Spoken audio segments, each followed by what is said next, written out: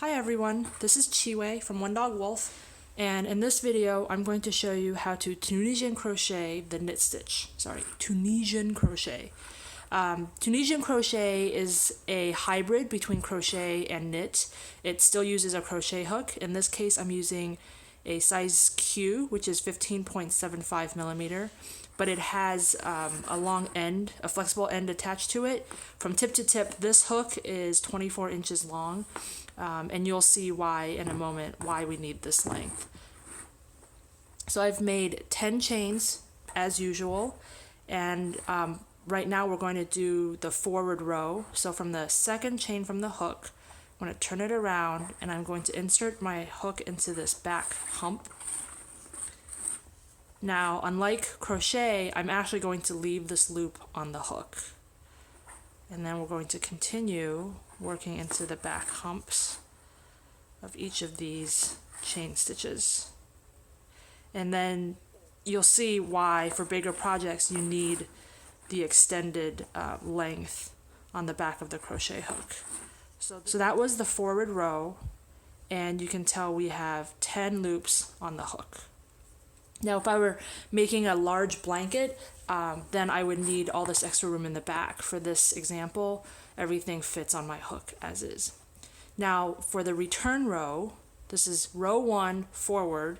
Now we're going to row 1 return.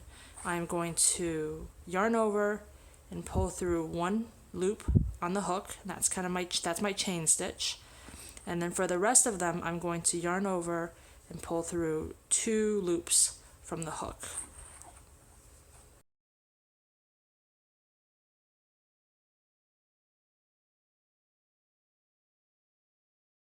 Until I have 1 loop on the hook left. So that was row 1.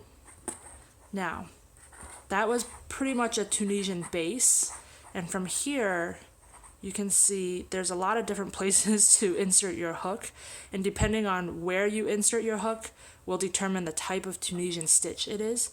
In this video, because we're working on the knit stitch, we're going to take our hook, we're going to insert into behind this left post right here all the way to the back, and we're going to pull up a loop. Same thing again. You'll see there's a post in the front and a post in the back.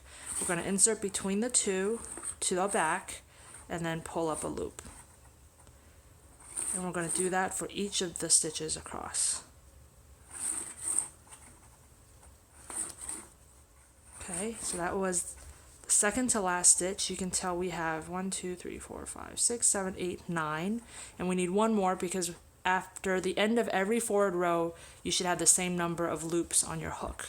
So here, we're going to insert behind the chain stitch that we made on the last return row. So here you can see there's not really a front post and a back post, although it kind of is if you count this as the front post. But we're going to insert right here behind the chain. Okay, and then we're going to pull up a loop. So now we have 10 loops on the hook, and that was our forward row. This is row 2, forward row. Now, again, on the return row, yarn over and pull through 1 loop, and then continue to yarn over and pull through 2 loops all the way down the row.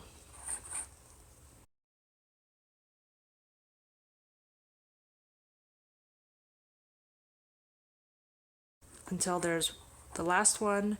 You yarn over, pull through 2 loops, and you have 1 loop left on the hook. Okay, and you can start to see a little bit of that knit look starting to form as you continue.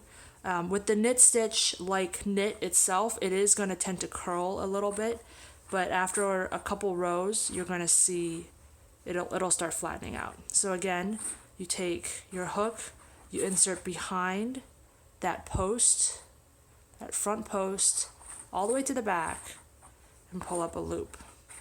And again here, you're going to insert right there.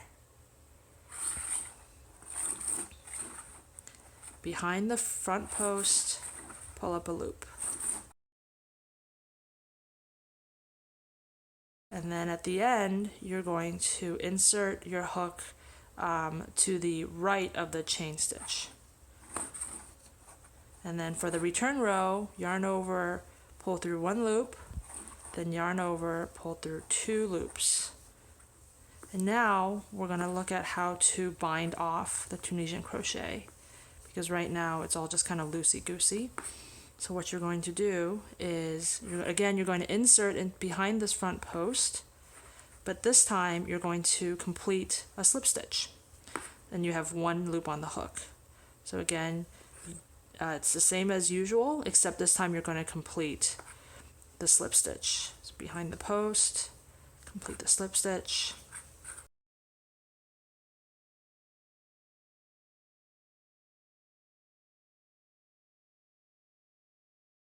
And then in the last one, again, it's next to this chain right here.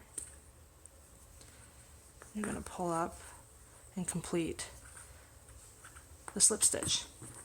And that's how you bind off. And then at this point you can cut and fasten off your yarn. So this is our little swatch of Tunisian crochet knit stitch.